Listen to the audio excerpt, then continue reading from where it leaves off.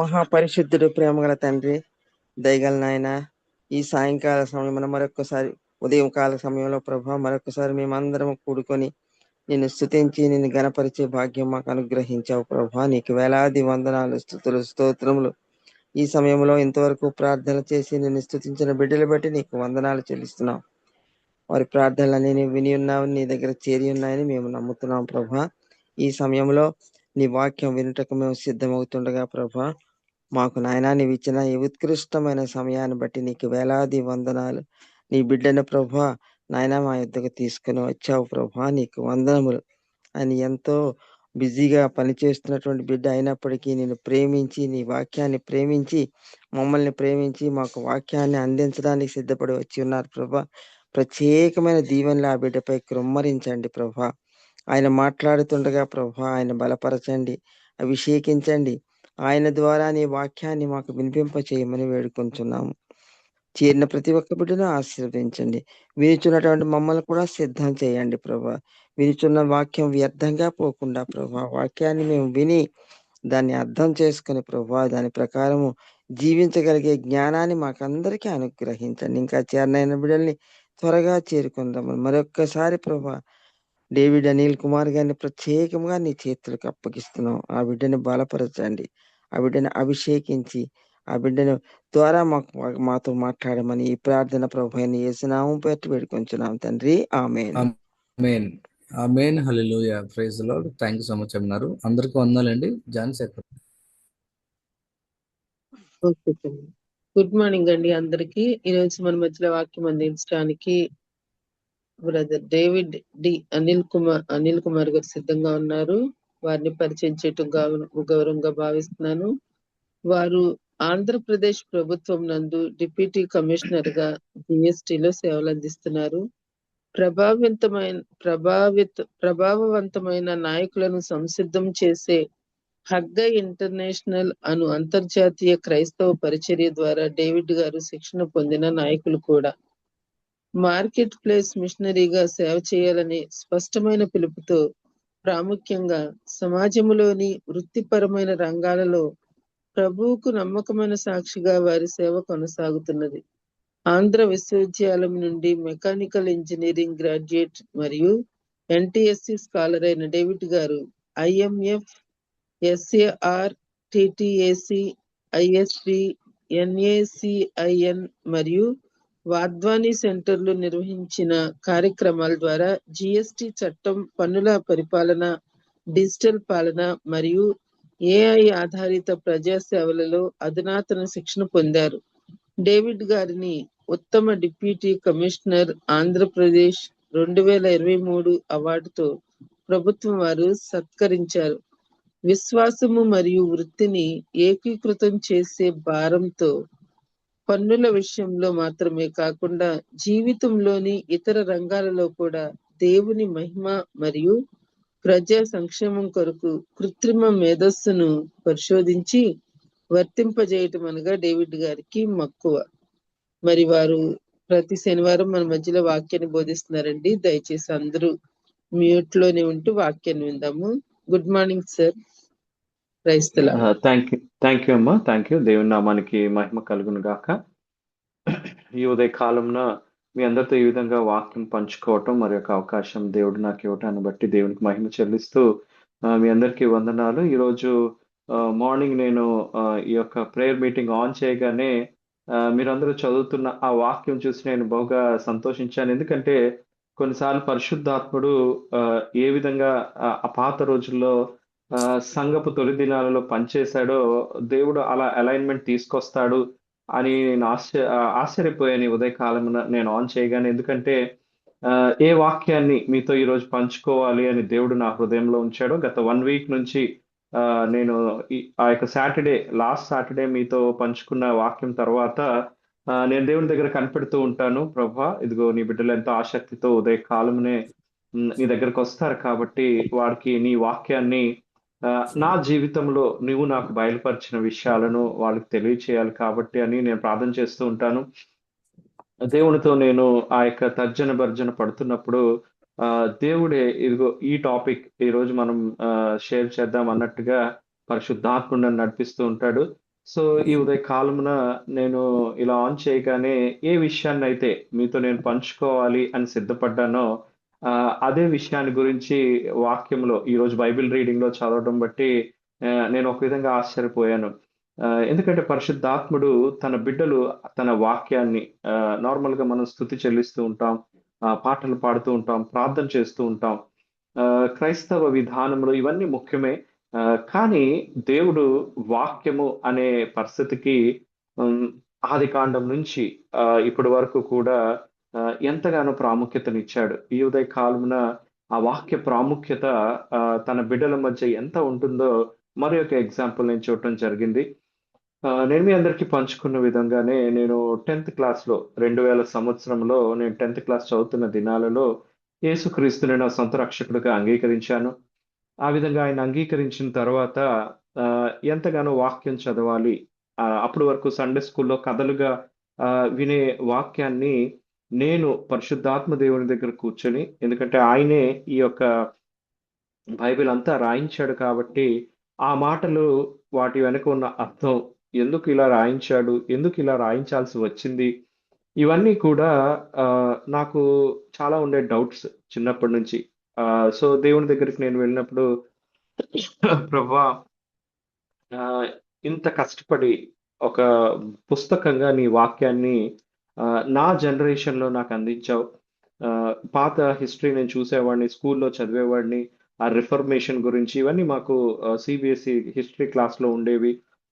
Christian history కూడా నేను చూసినప్పుడు ఇంత సులువుగా వాక్యం అనేది ఈరోజు మనం ఎంతో క్యాజువల్‌గా చాలా సింపుల్‌గా దేవుని వాక్యాన్ని ఒక పుస్తకంగా హ్యాండిల్ చేస్తూ ఉంటాం. ఈరోజు ఆన్‌లైన్‌లో యాప్స్ ద్వారా ఇలా వివిధ మాధ్యమాల ద్వారా వాక్యం మనకు అందుబాటులో వచ్చింది. కానీ మొదటి దినాలలో దేవుడు రచించిన ఆ యొక్క సమయంలో నేను ఆలోచన చేసినప్పుడు నా తొలి దినాలలో రక్షించబడగానే నేను బైబిల్ ఓపెన్ చేసి చదవడం స్టార్ట్ చేశాను. స్టార్ట్ చేసి చదివినప్పుడు ఆదికాండం కొంచెం ఇంట్రెస్టింగ్‌గా ఉండేది. ఎందుకంటే అక్కడ మనుషుల గురించి అసలు సృష్టి ఎలా ఆరంభమైంది, ఈ యొక్క స్టోరీస్ అన్నీ ఉంటాయి. రాను రాను ముందుకు వెళ్ళేసరికి ఆ యొక్క నిర్గమాకాండం ఆహ్, కొంచెం చదివిన తర్వాత ఇంక ధర్మశాస్త్ర విధానము, దేవుడు వాళ్ళకిచ్చే ఆజ్ఞలు ఇవన్నీ చదివినప్పుడు నిజంగా నాకసలు అర్థం కాల. ఆహ్, నేను చదువుతున్నాను గానీ ప్రతి అధ్యాయంలో మొదట ఇగో యెహోవా ఇలాగో సెలవిచ్చుచున్నాడు అని మొదలయ్యేది. సో, మేము ఫ్యామిలీ ప్రేయర్‌లో కూడా ఆ ఆట ఆడుకునేవాళ్ళం అన్నమాట. వెంటనే ఆ యొక్క నిర్గమాకాండము, లేవీకాండం చదివినప్పుడల్లా ప్రతి అధ్యాయం గ్యారంటీగా ఈరోజు యెహోవా ఇలాగ సెలవిస్తున్నాడు, మోషేతో ఇలాగ సెలవిచ్చాను. ఈ మాటలు ఉండేవి. నేను దేవుని దగ్గరికి రక్షించబడిన తర్వాత వచ్చి అదే మాటలు చదువుతున్నప్పుడు నాకు అర్థం కాల. ఆహ్, 1, 2 సార్లు ప్రయత్నించాను. నేను దేవుని దగ్గర ఫ్రాంక్‌గానే అడిగేవాడిని. ప్రభువా! నీ వాక్యం అందరూ చదవాలని నువ్వు కోరుకుంటావు. ఆహ్, ఎందుకు ప్రభువా ఆదికాండమని 5 కాండాలు ఈ బైబిల్ మొదటనే పెట్టి నిజంగా మాకు అర్థం కాకుండా ఇంత కష్టపడి ఇలా చదవటానికి మమ్మల్ని ఇంత కన్‌ఫ్యూజ్ చేయడం నీకు అవసరమా ప్రభువా? అని నేను కామన్‌గానే దేవుడితో మాట్లాడేవాడిని. నాకస్సలు అర్థం కావట్లేదు. అతి కష్టం మీద ఆదికాండం కంప్లీట్ చేశాను. కానీ మిగిలిన కాండాలు నాకర్థం కాలేదు. నువ్వు మోషే ద్వారా ఆహ్, పయన దేవుడు డిక్టేషన్ ఇస్తుంటే మోషే ఈ 5 గ్రంథాలు రాసినట్టు మనకు తెలుసు. ఎందుకిలా రాయించావు? నిజంగా అసలు నాకర్థం కావట్లేదు అని నేను దేవుని దగ్గర కనిపెట్టాను. కనిపెట్టినప్పుడు ఒకానొక దినమున నిజంగానే కొంచెం ఫ్రస్ట్రేషన్‌కి గురయ్యి అందుకేనేమో అందరూ కీర్తనలు, సామెతలు లేదంటే సువార్తలు చదువుతారు. ఈ 5 కాండాలు ఎందుకు ప్రభువా ఇంత కన్‌ఫ్యూజింగ్‌గా ఉన్నాయి అని నేను ప్రార్థన చేసినప్పుడు ఒక్కసారి నా లైఫ్‌లో పరిశుద్ధాత్మ దేవుడు దిగివచ్చి ఎంతో బలంగా నేను నీతో కూర్చొని ఈ యొక్క 5 కాండాల యొక్క విధానాన్ని నీకు తెలియపరుస్తాను. అసలు నేనెందుకు రాయించానో నువ్వు తెలుసుకోవాలి ఆహ్, అని చెప్తూ ఈ 5 కాండాలు నాకు బోధించినప్పుడు నేను చాలా ఆశ్చర్యపోయాను. ఎందుకంటే తండ్రి అయిన దేవుడు ఎవరు? చాలా సార్లు మన క్రైస్తవ జీవితంలో యేసయ్యకు మనం చాలా ఇంపార్టెన్స్ ఇస్తాం. ఎందుకంటే మన పాపాలు కడిగివేసి దేవుని ద్వారా పంపబడి ముఖ్యంగా మనిషి ఎలా ఉంటాడో అదే విధానంలో యేసయ్య కూడా మనిషి రూపంలో ఉంటాడు. కాబట్టి ఎంతో ఈజీగా మనం ఆయనతో రిలేట్ అవుతాం. తర్వాత పరిశుద్ధాత్మ దేవుడు, ఆయన కూడా ఆత్మ రూపాన ఈరోజు మనలో ఉండి మన మధ్య మనుషులంగా ఉండే ఈ విధానాలన్నిటినీ ఆయన తన ఆధీనంలో ఉంచుకొని నడిపిస్తూ ఉంటాడు. కానీ తండ్రి అయిన దేవుని దగ్గరకొచ్చేసరికి ఒక విధంగా మనం ఎంతో భయము, భక్తి ఉన్నట్టు ఉంటాం గానీ, ఆయనంటే ఆయన గురించి, ఆయన మనస్తత్వం ఏంటి, ఆయన జ్ఞానం ఏంటి, ఆయన మూర్తిమత్వం ఏంటి అని పౌలు కూడా రాస్తాడు. ఆయన లోపల దాగి ఉన్న విషయాలేంటి, అసలాయన హృదయం దేని గురించి ఆలోచిస్తుంది, ఎందుకు ఆదికాండంలో దేవుడు మనిషిని తయారు చేసుకున్నాడు, ఆయన దగ్గర చాలా మంది దూతలున్నారు కదా! చాలా మంది దూతలు ఇదిగో నువ్వు ఇలా చెయ్యి అంటే వెళ్లి చేస్తాడు. చాలా సింపుల్‌గా ఆ దూతలు దేవుడు చేయమన్న పనిని చేయటం మనం వాక్యం అంతటా కూడా చూస్తూ ఉంటాం. కానీ ఆహ్, ఒక మనిషి కొరకు తండ్రి అయిన దేవుడు ఎందుకంత తాపత్రయపడ్డాడు? తాపత్రయమే కాదు, తన సొంత కుమారుడిని నీ కొరకు, నా కొరకు ఇవ్వటానికి సిద్ధపడిపోయాడు. అలాగే పరిశుద్ధాత్మ దేవుడు చూడండి, త్రిత్వము ఎంత ఉన్నతంగా ఉంటుందంటే, వారు ఎప్పుడూ కూడా బిజీగానే ఉంటారు. యేసయ్య కూడా అదే మాట అంటాడు. విశ్రాంతి దినం గురించి వాళ్ళ మధ్య తర్కం వచ్చినప్పుడు, నేను నా తండ్రి మేమందరం ఎప్పుడు పని చేస్తూనే ఉంటాం అని ఓ మాట అంటాడు. సో, యేసు ప్రభుని పంపించేశాడు. ఆ గెత్సెమనే తోటలో మనం రానున్న లెంట్ సీజన్‌లో ఈ మాటలు మనం ధ్యానం చేస్తాం. యేసు ప్రభు ఆహ్, ఇదిగో ప్రభువా నేనంతా బానే చేశాను. ఆ గెత్సెమనే అనుభవం గురించి కూడా దేవుడు నాకు బయలుపరచడం నేను ఆశ్చర్యపోయాను. ఇదిగో ఇన్ని సంవత్సరాలు మనం కలిసి ఉన్నాం. ఇన్ని యుగాలు మనం కలిసి ఉన్నాం. సృష్టి ఆరంభము లేదంటే సమయము దేవుడికి సమయం ఉండదు. మీకు ఆల్రెడీ ఒకసారి షేర్ చేసుకున్నాను. దేవుడు నిత్యత్వంలో ఉంటాడు. సమయం అనేది మనుషులంగా మనకు ఉంటుంది. భూమిని ఎప్పుడైతే దేవుడు సృష్టించాడో దానికి ఒక టైమ్‌ని పెట్టాడు. ఆదికాండంలో మనం చూస్తాం. ఆ యొక్క సూర్యుడు, చంద్రుడు కలిసినప్పుడు అస్తమయము, ఉదయము అనే టైమింగ్స్‌ని దేవుడు ఏర్పాటు చేయటం మనం చూస్తాం. సో, ఆ టైం ప్రకారం వెళుతున్న దినాలలో యేసయ్య వస్తాడు. కాలము సంపూర్ణమైనప్పుడు హెబ్రీయులకు రాసిన పత్రిక మొదటి అధ్యాయం మొదటి వచనం మీరు చూస్తే క్లియర్‌గా ఉంటది. ఏ టైంలో దేవుడు ఎవరు రావాలి అని తండ్రి మొదట వచ్చాడు ఇశ్రాయేలీయుల దగ్గరికి. తర్వాత యేసయ్య కాలం సంపూర్ణమైనప్పుడు కుమారునిగా మన మధ్యకొచ్చాడు. పెంతెకొస్తు దినాన పరిశుద్ధాత్ముడు మన దగ్గరకొచ్చాడు. ఎవరు కూడా పరలోకంలో అక్కడే ఉండటం కంటే భూమి మీద మీతో నాతో సమయం గడపటానికి, సహవాసం చేయటానికి దేవుడు దిగి వచ్చాడు. ఆ విధంగా గెత్సెమనే తోటలో యేసయ్య ఒకసారి అడుగుతాడు, ప్రభువా అన్నీ నేను చేయగలుగుతున్నాను కానీ, ఇప్పుడు ఈ ఎడబాటుని నేను తట్టుకోలేను. అందుకే ఈ గిన్నెలోనిది త్రాగు అనగానే యేసయ్య, ప్రభువా నిన్ను పరిశుద్ధాత్మని విడిచి ఎప్పుడైనా నేనున్నానా? అలాంటిది ఈరోజు నన్ను విడిపోమని ఎలా అంటున్నావు? అని కుమారుడు తండ్రిని అడిగినప్పుడు తండ్రి అంటాడు, నాన్న ఇందుకే కదా నువ్వు ఈ లోకానికొచ్చావు. తప్పదు. నువ్వు ఈ గిన్నెలోనిది త్రాగాల్సిందే.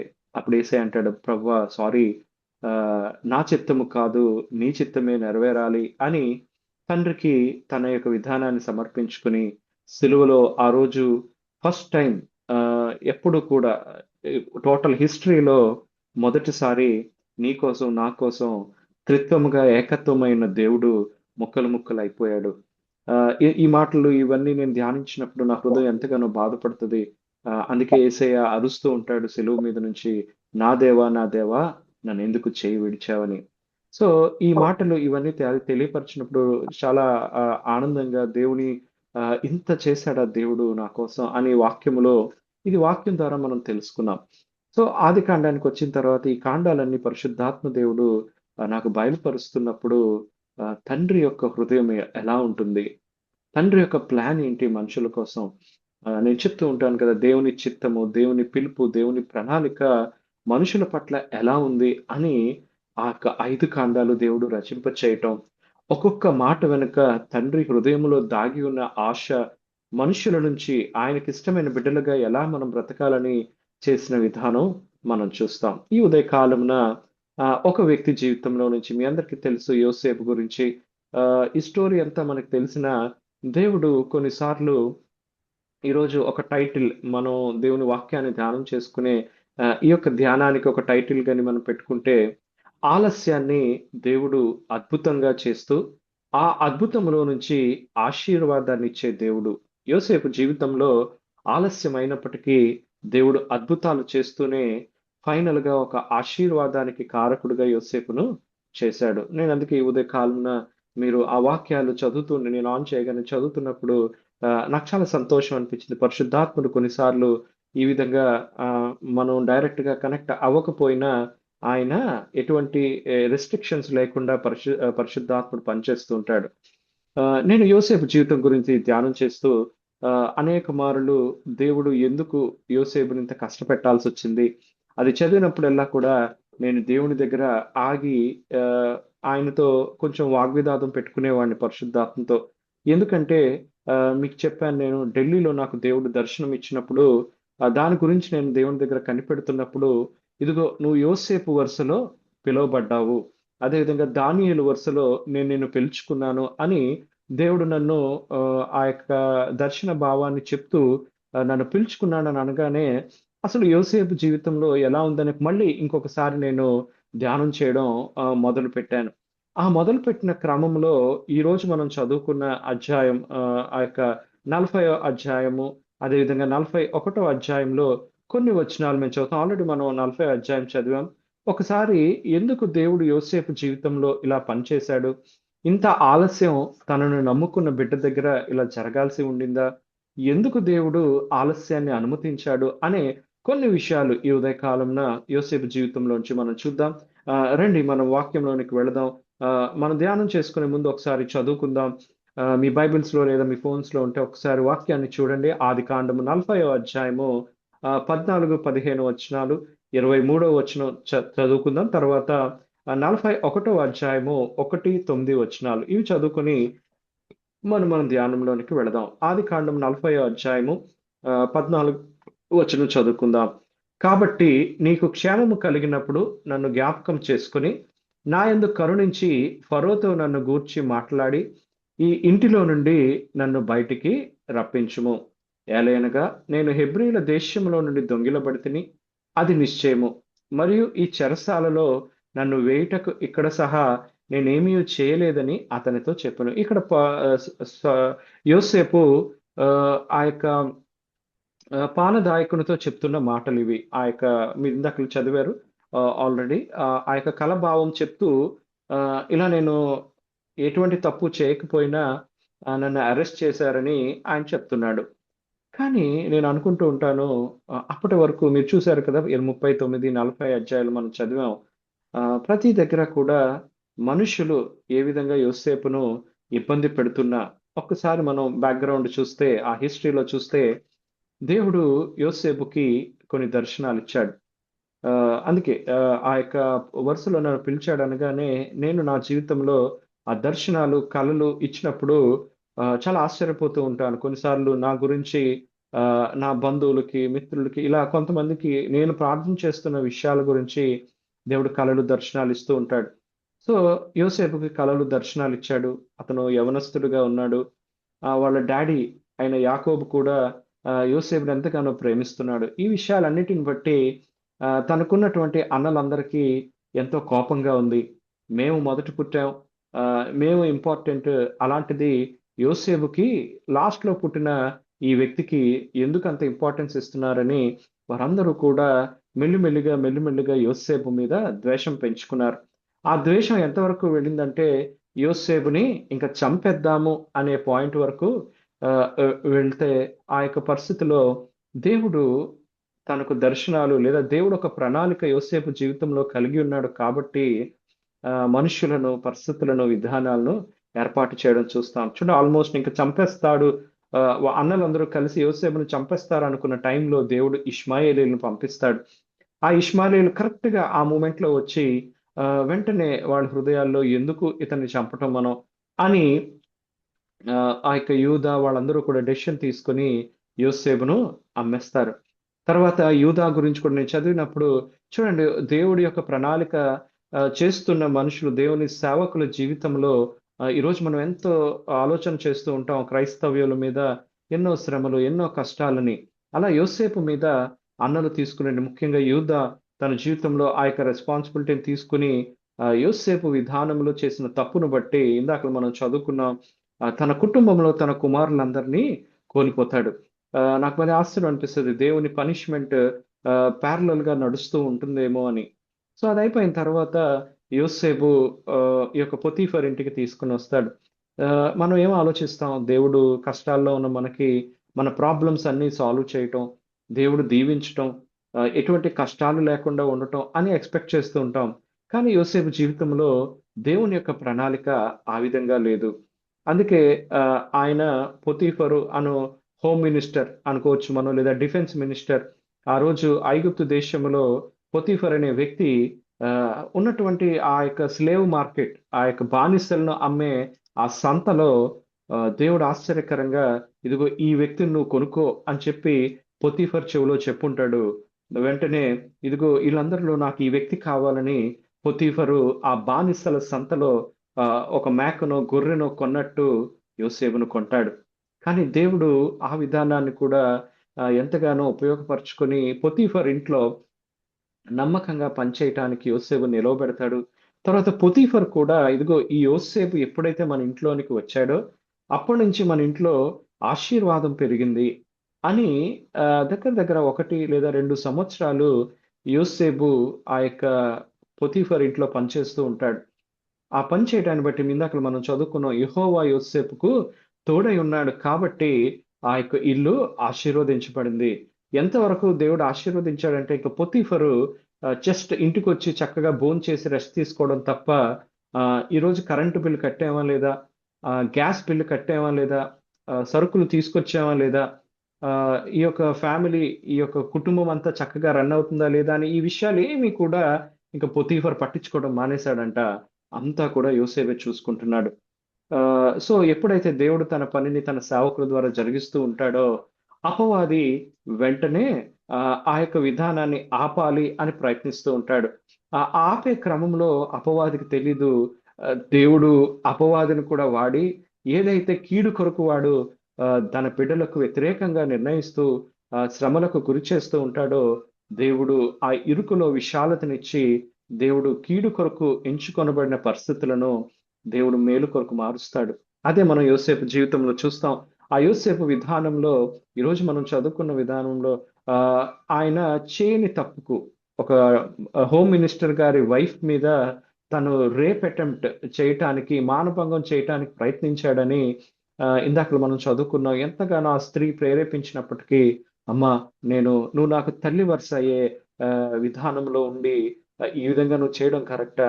నేను దేవుడికి భయపడేవాడిని, ఇది దేవునికి వ్యతిరేకంగా పాపము కాబట్టి నేను చేయను అని చెప్పి ఫ్యూచర్ ఏమవుతుందో కూడా తను ఆలోచించకుండా తను దేవుని కొరకు నిలవబడతాడు. ఆశ్చర్యం, అటువంటి పరిస్థితి కలగగానే నార్మల్గా ఆ రోజుల్లో వెంటనే చిరఛేదనం చేసేవారు లేదా చంపేసేవారు. కానీ దేవుడు అడ్డుపడి యోసేపు ఆ రోజు చంపబడకుండా జైల్లో పెట్టడానికి, ఎందుకంటే జైల్లో పెట్టాలంటే పొతీఫరే పెట్టాలి మళ్ళీ. అందుకే అక్కడ రాస్తాడు, దేవుడు చాలా చిన్న చిన్న డీటెయిల్స్ రాయిస్తాడు. రాజుకు సంబంధించిన ఆ యొక్క చెరసాలలో ఉన్న ఖైదీలు ఉండే దగ్గర యోసేపు పెట్టబడ్డాడంట. ఆలోచన చేయండి, సొంత భార్య మీద ఇలాంటి అఘాయిత్యం చేసిన వ్యక్తి అని నేరం మోపబడిన ఆ యొక్క వ్యక్తిని ఎలా ట్రీట్ చేస్తుంది లోకం? కానీ ఆ రోజు దేవుడు పొతీఫర్ హృదయానికి కదిలించి యోసేపును చంపకుండా జైల్లో వేయిస్తాడు. కానీ మనం ఏంటి సార్, దేవుడు చేయని తప్పుకి జైల్లో పడేస్తే అది దేవుని చిత్తం అని ఎందుకు అంటున్నారు? నేను కూడా అలాగే అనుకున్నాను. నేను చదివేటప్పుడు పరిశుద్ధాత్ముడా, ఈ యవనస్తుడు నీ కొరకు నిలవబడ్డాడు, నువ్వే రాయించావు యెహోవా ఇతనికి తోడై ఉన్నాడని. ఇలా నువ్వు తోడై ఉంటే ఎందుకు ఇన్ని శ్రమలు? ఇంత కష్టం అవసరమా ఈ వ్యక్తి జీవితంలో? నువ్వే కలలు దర్శనాలు ఇచ్చావు, నువ్వే ఆ ఇంట్లో ఈ వ్యక్తి ఒక మార్గదర్శకుడుగా ఉంటావని సూచనలు తెలియచేసావు. యాకోబు కూడా ఆశ్చర్యపోతాడు తనకొచ్చిన యోసేపుకు వచ్చిన కలలు దర్శనాలు చూసి. ఇంకొన్ని అధ్యాయాల ముందు మీరు చదివితే మీకు అర్థమవుతుంది. సో ఎవరికి వాళ్ళకి అర్థం కావట్లేదు. యాకోబు మాత్రం తన హృదయంలో అవన్నీ గుర్తుపెట్టుకుని ఉన్నాడు. ఈలోపు యోసేపు చనిపోయారు అనే ఒక తప్పుడు న్యూస్ వాళ్ళ అన్నలు తీసుకొని వస్తాడు. సో మళ్ళీ మనం ఐగుప్తుకు వచ్చేద్దాం. ఈ విధంగా యోసేపుని చెరసాలలో పెట్టారు. సో ఇప్పుడు ఈ చెరసాలలో యోసేపు పనిచేస్తున్నాడు. నాకు చాలా నచ్చుతుంది. యోసేపు కూడా యేసు ప్రభుకి ఒక ముంగుర్తుగా, ఒక సూచనగా ఉండటం వాక్యంలో మనం చూస్తాం. ఆయన బాధించబడినను నోరు తెరవలేదు అని మనం ధ్యానం చేసుకుంటాం ఈ లెంట్ కాలంలో. సో అలా యోసేపు కూడా బహుశా దేవుని దగ్గర కంప్లైంట్ చేయలేదు. ఎందుకు నేను తప్పు చేయకపోయినా సరే ఇలా నేను శిక్షించబడుతున్నాను. నేను నా పనేదో చేసుకుంటూ ఈరోజు క్రైస్తవత్వం భారతదేశంలో బహుశా అదే మాటలు అంటూ ఉంటది. నేను ఎవరికి ఇబ్బందిని కలిగిస్తున్నాను? దేవుడు ఇచ్చిన పనిని, ప్రేమను మేము ప్రకటిస్తుండగా, ఇదిగో మనం చేస్తున్న సహాయకరమైన కార్యక్రమాలు మేము చేస్తూ ఉండగా ఎందుకిన్ని శ్రమలు అని. సో ఈ యొక్క ఆలస్యం వెనుక దేవుడు ఒక అద్భుతాన్ని చేస్తాడని, ఆ అద్భుతాన్ని దేవుడు ఆశీర్వాదంగా మారుస్తాడని యోసేపు జీవితంలో నేను తెలుసుకున్నప్పుడు చాలా ఆశ్చర్యపోయాను. ఈ ఉదయ కాలంన అదే విషయాలు మనం చూద్దాం. యోసేపు ఆ యొక్క చెరసాలలోనికి వెళ్ళేసరికి అతని వయసు 18 సంవత్సరాలు అనుకుందాం లెక్క చొప్పున. సో దగ్గర దగ్గర ఆయన 12 సంవత్సరాలు ఆ యొక్క చెరసాలలో ఉంటాడు. ఎందుకు ఇన్ని సంవత్సరాలు దేవుడు తన కొరకు పనిచేసే వ్యక్తుల్ని ట్రైన్ చేస్తాడు, లేదా శ్రమల గుండా, అవమానాల గుండా తీసుకుని వెళ్తాడు. మోషే జీవితంలో కూడా మనం చూస్తే మొదటి 40 సంవత్సరాలు ఆయన ఐగుప్తులో యుద్ధాలు చేసే వీరుడుగా, ఫరో కుమారునిగా తను ఎంతగానో చలామణి అవుతాడు. కానీ తర్వాత దేవుడు అదే మోషేని తీసుకుని మళ్ళీ ఒక గొర్రెల కాపరిగా 45 సంవత్సరాలు, నేను అనుకుంటూ ఉంటాను కొంతమంది తమకున్న బలము, గర్వము ఇవన్నీ అణచడానికి దేవుడు ఒక్కొక్కరికి ఒక్కొక్క మెథడాలజీ వాడుకుంటూ ఉంటాడు. అలా మోషే జీవితంలో చూస్తే వారు అత్తమామల ఇంట్లో ఉండటానికి ఆయన అదొక పనిష్మెంట్‌గా దేవుడు పెట్టాడేమో అనుకుంటూ ఉంటాను. సో మోషే ఏం చేయాలన్నా వాళ్ళ మామగారిని అడగాలి పర్మిషను. సో అలా ఉన్న మోషేతో దేవుడు టైం అయిన తర్వాత మాట్లాడటం మనం చూస్తాం. సో ఇక్కడ కూడా యోసేపు జీవితంలో మనం చూస్తే దేవుడు ఆ యొక్క జైల్లో వేసినా కూడా మళ్ళీ రాయబడుతుంది. ఇదే అధ్యాయంలో మనం చూసాం. చెరసాలలో కూడా యెహోవా యోసేపుకు తోడై ఉండెను. సో ఈ 12 సంవత్సరాలు ఆయన అదే విధానంలో 12 ఇప్పుడు మనం ఏ పాయింట్‌లో ఉన్నామంటే 10 సంవత్సరాల వ్యవధిలో ఉన్నాం. ఎందుకులా ఉన్నాం, ఏంటున్నామో ఒకసారి చూద్దాం. సో ఈ ఒకరోజు పానదాయకుడు, భక్ష్యకారకుడు అనే ఫరో ఇంట్లో పనిచేసే ఒక గొప్ప టాప్ అఫీషియల్స్ అనుకుందాం మనకు అర్థం అవ్వడం కోసం. సో ఆ టాప్ అఫీషియల్స్ ఇద్దరిని జైల్లో పెట్టారు. యోసేపు కూడా అదే జైల్లో ఉన్నాడు. యోసేపు ఐగుప్తు దేశం వచ్చి దగ్గర దగ్గర 10 సంవత్సరాలయింది. సో ఈ యొక్క టైం అంతట్లో కూడా యోసేపు ఎందుకు వీళ్ళు ఈ టైంలో ఇక్కడికొచ్చారు అని ఆ ఇద్దరు ఖైదీలకి రెగ్యులర్‌గా చూడండి, నార్మల్‌గా మనం న్యూస్ పేపర్‌లో చూస్తూ ఉంటాం. ఒక మినిస్టర్ గారో, లేదంటే ఒక ఐఏఎస్ ఆఫీసరో, లేదా టాప్ ఐపీఎస్ ఆఫీసరో ఏదైనా తప్పు చేశారని జైల్లో పెట్టగానే జైల్లో వాళ్ళకి స్పెషల్ ట్రీట్మెంట్ ఉంటది. వాళ్ళకి రెగ్యులర్‌గా మార్నింగ్ బ్రేక్‌ఫాస్ట్, ఏసీ రూమ్ ఉంటే ఏసీ రూము. ఇలా దేవుడు వీళ్ళిద్దరిని కూడా చెరసాలకు పంపించినప్పుడు యోసేపు బహుశా ఆ చెరసాలలో ఉన్న బెస్ట్ రూమ్ వాళ్ళిద్దరికీ ఇచ్చుంటాడు. ఇచ్చి సార్ మీకేమైనా కావాలని మార్నింగ్ నుంచి సాయంత్రం వరకు జైలయినప్పటికీ ఒక వీఐపీ ట్రీట్మెంట్ యోసేపు చేస్తూ ఉన్నాడు. అది మనం చూస్తూ ఉంటాం ఆ వాక్యాల్లో చదివినప్పుడు. ఒకరోజు యోసేపు ఇదే విధంగా ఎలా ఉన్నారు వాళ్ళని చూడ్డానికి వెళ్ళేసరికి వాళ్ళిద్దరి ముఖాలు, ఆ పానదాయకుడు, భక్ష్యకారకుడు, ఆ ఇద్దరి ముఖాలు చాలా ఘోరంగా మారిపోయిన తర్వాత, "ఏంటి సార్ ఏమైంది? బిర్యానీ నచ్చలేదా? లేదంటే టిఫిన్‌లో ఉప్పు ఏమైనా తక్కువైందా? కూరలు బాగుండట్లేదా?" ఇలాగా ఏంటి ప్రాబ్లమ్ అని ఆయన రెగ్యులర్‌గా ఎళ్లి వాకప్ చేయగానే వాళ్ళిద్దరూ "అవేమీ కాదయ్యా, ఫుడ్ కాదు మా విషయం. మాకు కళలొచ్చాయి" అని చెప్పారు. "అయ్యో! మీకు కళలొచ్చాయా? ఏంటి సార్ మీ కళలు చెప్పండి." ఈ కళల భావం చెప్పడానికి దేవుడు నాకు కూడా కొన్ని కళలిచ్చాడు. ఆ కళలన్నిటిని నేను కూడా మా అన్నలతో షేర్ చేసుకున్నాను. ఆ షేర్ చేసుకునడం ఆహ్, వాళ్ళు హర్ట్ అయినట్టున్నారు. మొత్తానికి నన్ను ఈ యొక్క ఐగుప్తు దేశానికి ఏదో ఒక స్కెచ్ చేసి పంపించేసారు సార్. అని ఆ కళల భావాన్ని నేను చెప్తాను అని అనగానే వాళ్ళిద్దరి కళలు యోసేపుతో, ఇదంతా మనకు తెలిసిందే. జస్ట్ మనకు అర్థం అవ్వాలని ఈ విధంగా నేను చెప్తున్నాను. సో ఆ కళల భావము యోసేపు చెప్తూ అపానదాయకుడి విషయంలో ఈరోజు ఇక్కడ నుంచి ముఖ్యంగా నేను మీతో పంచుకోవాలనుకున్న విషయం మనం చూద్దాము. ఈ పానదాయకుడికి ఆ జైల్లో యోసేపు ఆహ్, తన యొక్క కలల భావాన్ని చెప్తున్నాడు. చెప్పిన తర్వాత ఇప్పుడు నేను చదివిన మాట అంటాడు, సార్ మీకు క్షేమము కలిగినప్పుడు 14వ వచనం, 40వ అధ్యాయం 14వ వచనం అంటాడు, సార్ దేవుడు మీకిలాగ ఆశీర్వాదం ఇవ్వబోతున్నాడు.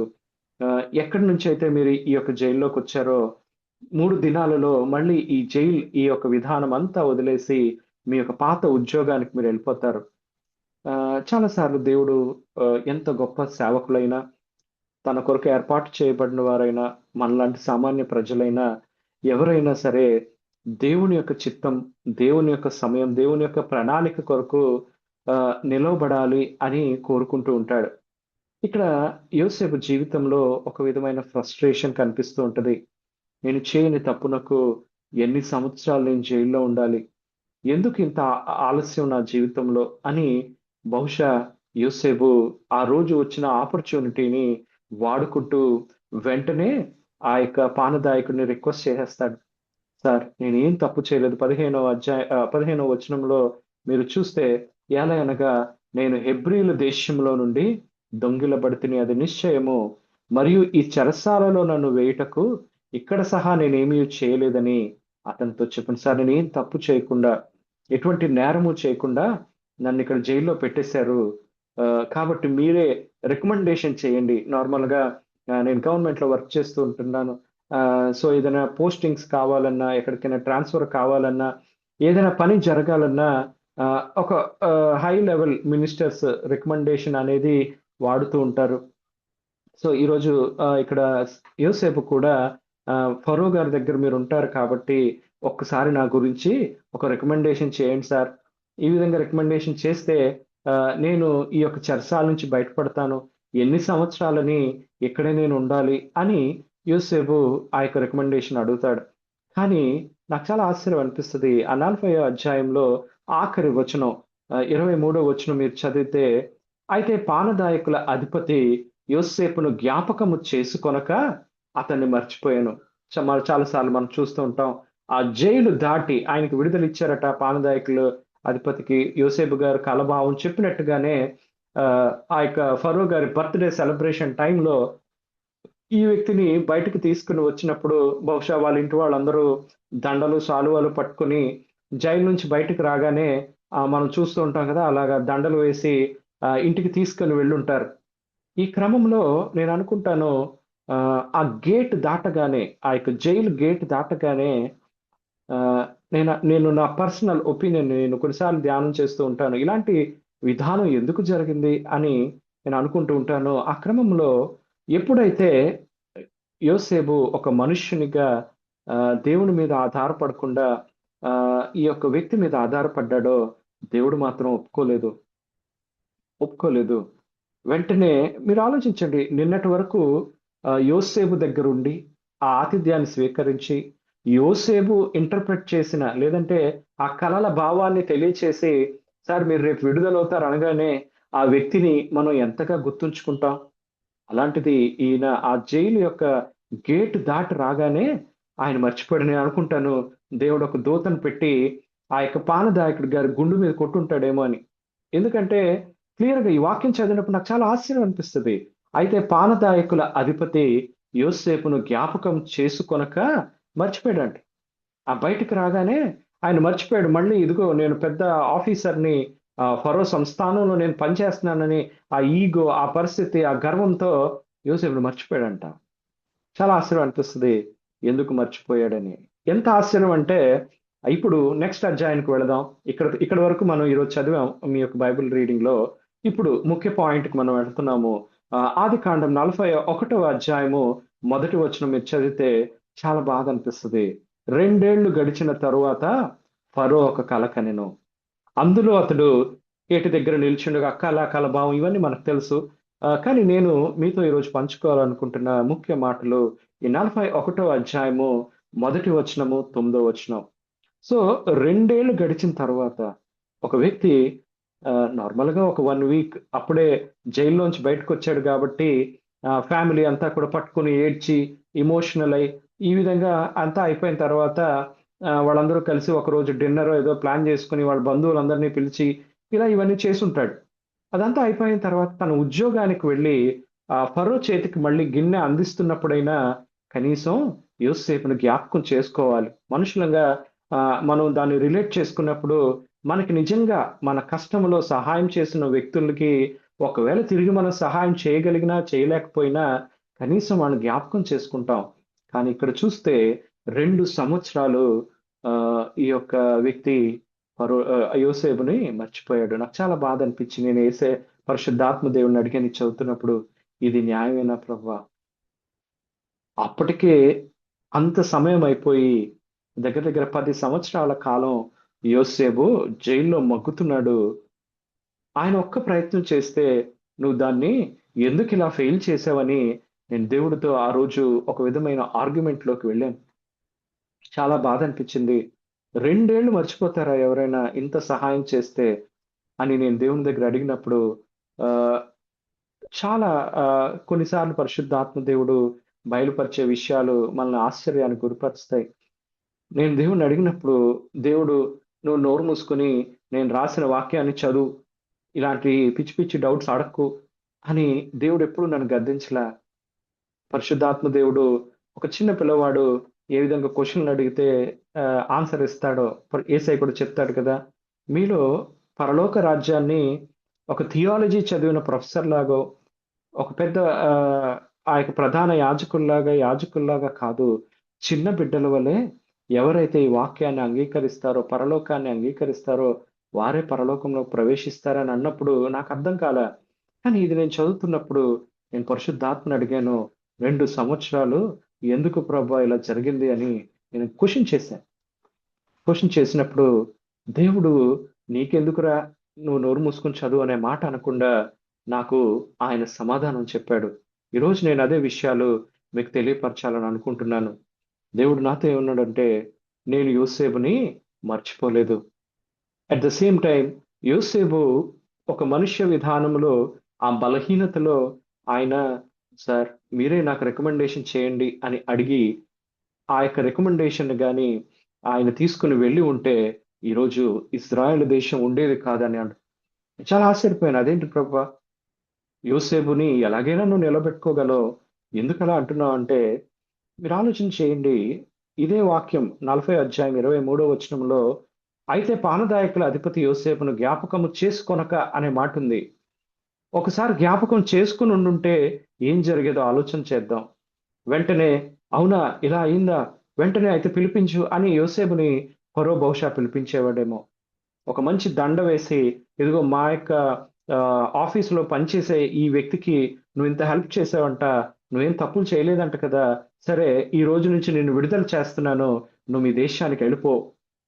ఒక చిన్న బహుమానం ఏదో ఇచ్చి ఫరో పంపించేసేవాడేమో యోసేపుని.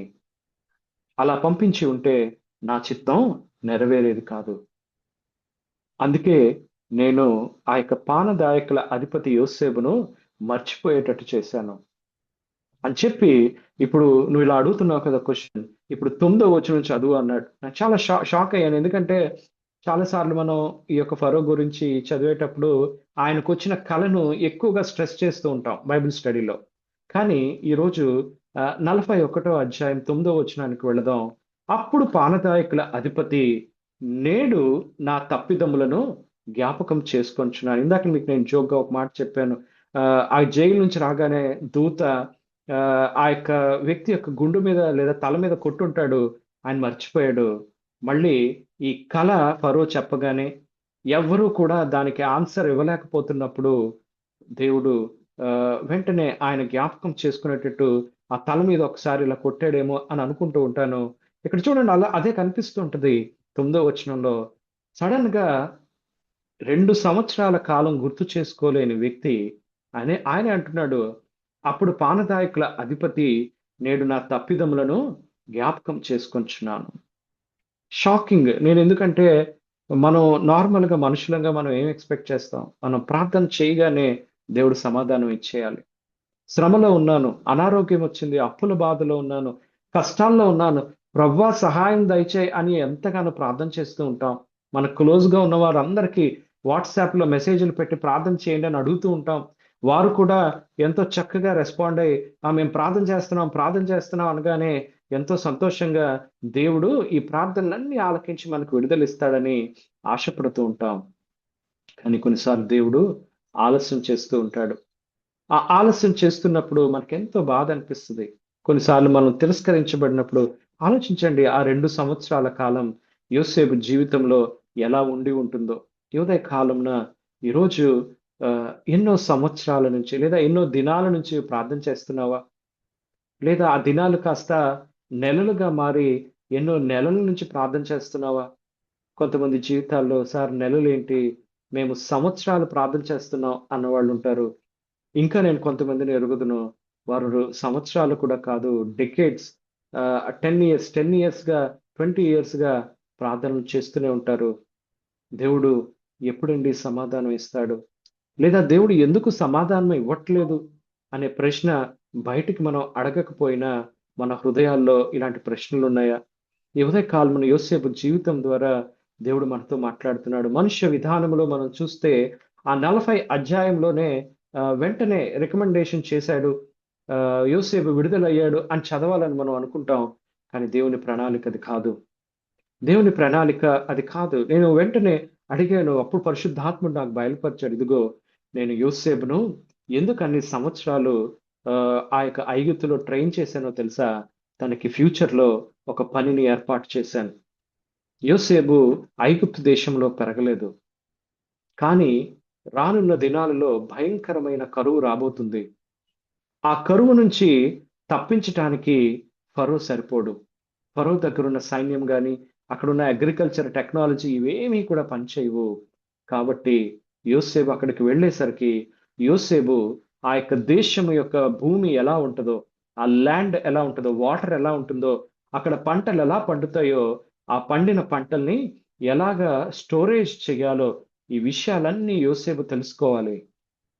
ఆ ట్రైనింగ్ నేను అతనికి ఇవ్వాలి. అందుకే చూడండి యోసేపు పొతీఫర్ ఇంట్లోకి వెళ్ళగానే తనకి దేవుడు ఆ ఇంటి విధానం, అక్కడున్న కల్చర్, అక్కడుండే విధానాలన్నీ నేర్పించాడు. తర్వాత చెరసాలకు రాగానే నేను అనుకుంటాను చెరసాలలో నార్మల్‌గా ఏం చేస్తారు? వాళ్ళు మార్నింగ్ లేచి నుంచి సాయంత్రం వరకు వాళ్ళ విధానాలన్నీ చూస్తూ ఒక యాక్టివిటీ అందులో ఏంటంటే అక్కడున్న వాళ్ళందరికీ భోజనాలు పెట్టాలి. లేదంటే ఖైదీలు చచ్చిపోతారు. ముఖ్యంగా రాజుకు సంబంధించిన ఖైదీలు అనే మాట ఉంటదక్కడ. మీరు ఈరోజు చదివిన 40 అధ్యాయంలో మీరు చూస్తే. సో, వీళ్ళందరికీ ఆయన ఫుడ్‌ని ఎలా స్టోర్ చేసుకోవాలి?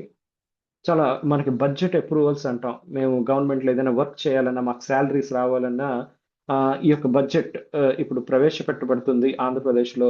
ఆ బడ్జెట్ విధానమును బట్టే ఇదిగో ఈ యొక్క ఇయర్‌లో ఇంత అవసరమవుతది. ఇలా మనం చేద్దామని ఒక ప్రణాళిక ఉంటది. అదే మనం చదివాం. ఆ యొక్క ప్రిజన్ యొక్క బడ్జెట్ కూడా యోసేపు చేతిలోనే పెట్టేసాడంట. ఆ యొక్క అధికారి, ఆ యొక్క ప్రిజన్‌లో హెడ్‌గా ఉన్నటువంటి వ్యక్తి యోసేపే ఆ ప్రిజన్ అంతా చూసుకునేటట్టు యెహోవా అతనికి తోడని. చూడండి ఈ కష్టాలలో, ఈ ఆలస్యంలో ప్రతి దగ్గర ఈ మాట నేను చదువుతుంటాను. భలే ఆశ్చర్యం అనిపిస్తది. యోసేపుకు యెహోవా తోడై ఉండెను. మనం ఏంటి ప్రభు ఈ ఆలస్యం? ఏంటి ఈ కష్టాలు? ఏంటి ఈ అన్యాయం? అని అరుస్తూ ఉంటాం కొన్నిసార్లు. కానీ దేవుడు అంటాడు, ఇదిగో నేను నీకు తోడుగా ఉన్నాను. యోసేపుకు అలా తోడుగా ఉండి ఈ మాటలు చెప్పినప్పుడు నేను చాలా ఆశ్చర్యపోయాను. ఇందు నిమిత్తమే ఆ 2 సంవత్సరాలు అతను మర్చిపోయేటట్టు నేను చేశాను. యోసేపు బాధతో నిజంగానే అరిచాడు, కష్టపడ్డాడు. కానీ ఆ రోజు గాని యోసేపు గురించి ఆ యొక్క విధానము మారినప్పుడు యోసేపు నా యొక్క సేవకుడైన యేసు రావటానికి మార్గదర్శకుడుగా ఉండేవాడు కదా! చాలా ఆశ్చర్యపోయాను. దేవుడు చెప్పాడు, ఇదిగో యోసేపు ఈ 2 సంవత్సరాల తర్వాత నేను ఫరోకు కలుద్దాం అనుకున్నాను. చూడండి దేవుని యొక్క సమయం ఎలా ఉంటుందో. కాలము సంపూర్ణమైనప్పుడు అనే ఒక మాట చదువుతూ ఉంటాం. దేవుడు తన కుమారుని ఈ లోకంలోనికి పంపెను అని. దేవుడు తాను పెట్టుకున్న టైమ్ లైన్‌ని ఎప్పుడు మీరడు. మనుషులంగా మనం అన్ని త్వరగా అయిపోవాలని కోరుకుంటాం. ఈ టైమ్ లైన్ ఈ ఉదయకాలమున మనం చూస్తే యోసేపు జీవితంలో అదే టైమ్ లైన్‌ని దేవుడు ఫాలో అవుతూ వచ్చాడు. ఆ 9వ వచనంలో చదివినప్పుడు పానదాయకుల అధిపతి ఈరోజు నా తప్పిదాలను జ్ఞాపకం చేసుకుంటున్నాను. వెంటనే ఫరో అప్పుడు పిలిపిస్తాడు. మనం ఏమనుకున్నాం? 40వ అధ్యాయం 23వ వచనంలో వెంటనే యోసేపుని ఫరో పిలాల్సి ఉండింది. వెంటనే ఆ పానదాయకుడు రికమెండేషన్ చేసి ఉండాల్సి ఉండింది అని అనుకున్నాం. కానీ దేవుడు అప్పుడు కాదు అని ఒక 2 సంవత్సరాల కాలం యోసేపు బహుశా నేను రికమెండేషన్‌కి అడిగాను. లెటర్ అప్లై చేశాను. ఆయన గ్యారంటీగా ఆ యొక్క సీఎం గారికి లేదంటే అక్కడ ఉన్నటువంటి ఫరో గారికి నా తరపున రికమెండేషన్ చేసి ఉంటాడు. ఏదో ఒక టైంలో నాకు పిలుపు వస్తుందని యోసేపు ఎదురు చూడటం చేసుంటాడేమో. మనం కూడా ప్రార్థన చేస్తూ దేవుడు ఎప్పుడు సమాధానం ఇస్తాడని ఎదురు చూస్తూ ఉంటాం. ఒక రోజులు గడుస్తున్నాయి, నెలలు గడుస్తున్నాయి, ఎటువంటి ఆన్సర్ రాలా. యోసేపు విధానం ఎలా ఉండుంటుందో ఒక్కసారి ఆలోచన చేద్దాం. ఉదయ కాలంలో బహుశా నీ స్థితి కూడా అలాగే ఉందేమో. ఎన్ని సంవత్సరాలు ప్రార్థన చేయాలి ప్రభువా? నీకు తెలియదా ఈ విషయాలన్నీ? ఎంతమంది ప్రార్థన చేయాలి ప్రభువా? ఎంతమంది సేవకులు, అభిషిక్తులైన సేవకులు, తోటి విశ్వాసులు, ప్రార్థనాపరులైన విశ్వాసురాండ్రు ఇంతగా ప్రార్థన చేస్తుంటే నువ్వు వినవా అని కొన్నిసార్లు బయటికి మనం ప్రశ్నించకపోయినా ఒంటరిగా మనం ఏడ్చిన సమయాలలో దేవుణ్ణి అడగలేదా? దేవుని దగ్గర ప్రశ్నించలేదా? ఎందుకు నా జీవితంలోనే ఈ కష్టం?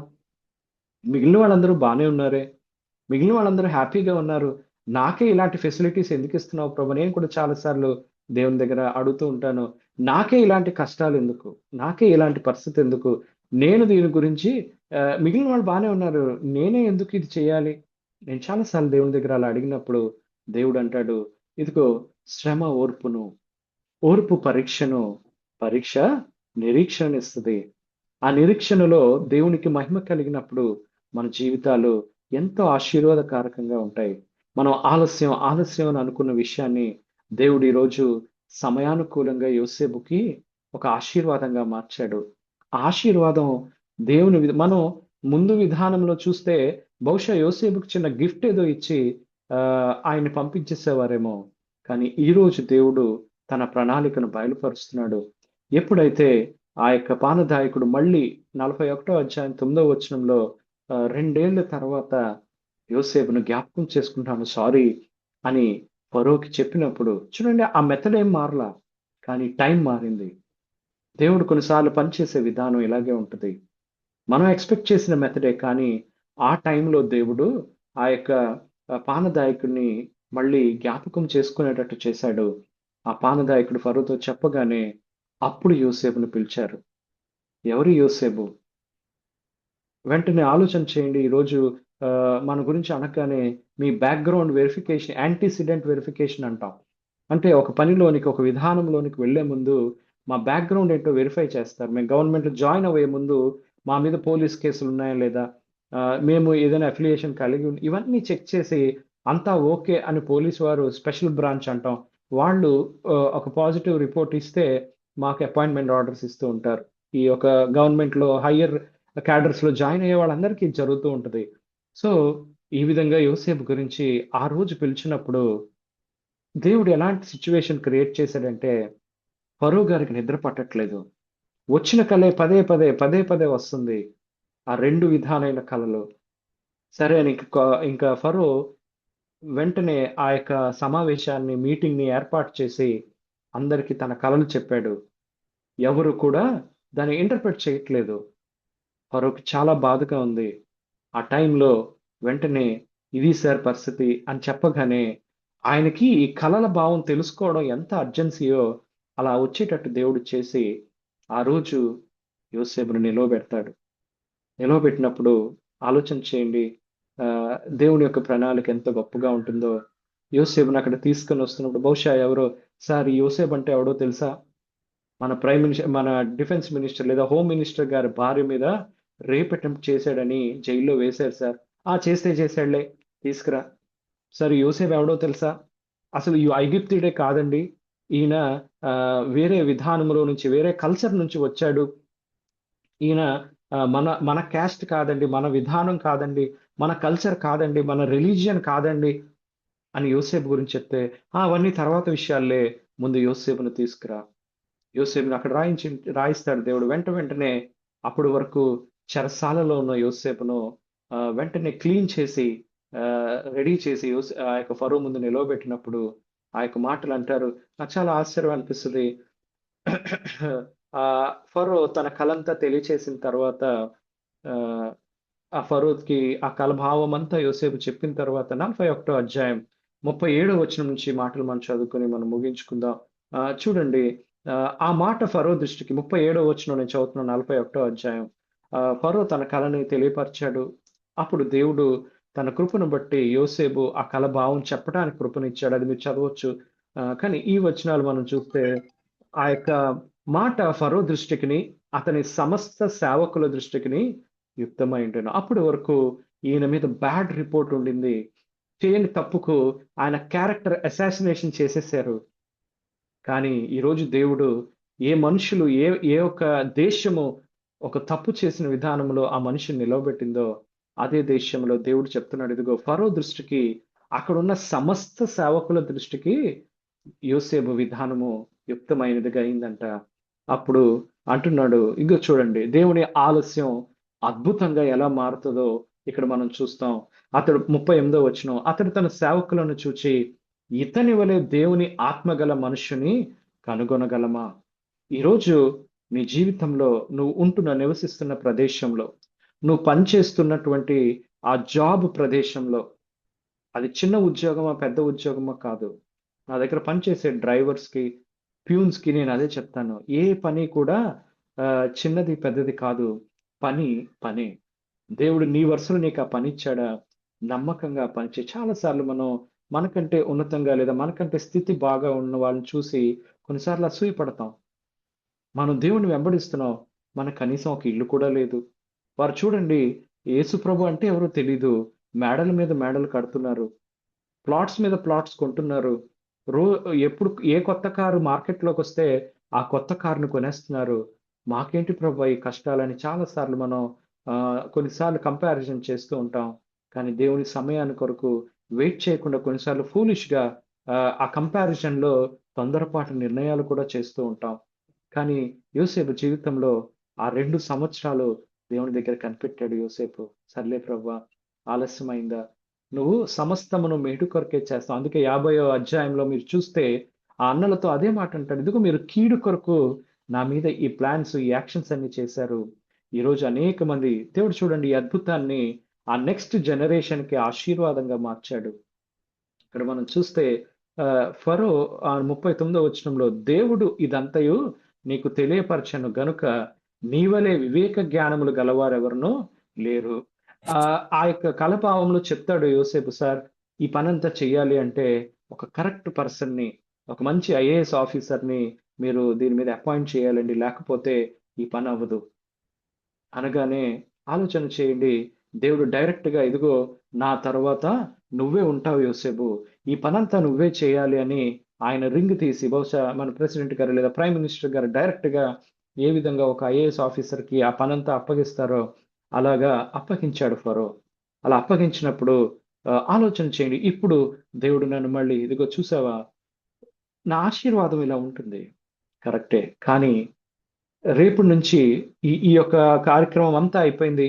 ఫరో గారు యోసేపు గారికి ఉంగరం పెట్టి ఈ రోజు నుంచి నువ్వే అని ఆ యొక్క రథం మీద ఊరేగించి ఇదంతా బానే ఉంది. 43వ వచనంలో మీరు చూస్తే మనుషులందరూ గ్రేట్ అని అరిచారు.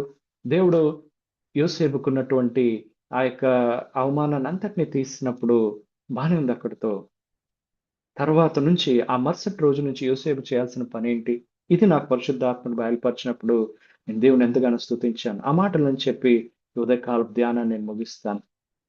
యోసేపు ఆ మరుసటి రోజు నుంచి ఈ కార్యక్రమం అంతా అయిపోయింది, ప్రార్థనకి జవాబు వచ్చింది, తను చెరసాల నుంచి బయటకు వచ్చాడు. కానీ దేవుడు చెప్తున్నాడు, యోసేపు ఈ రోజు నుంచి నువ్వు కష్టపడాలి. ఎందుకు కష్టపడాలో తెలుసా?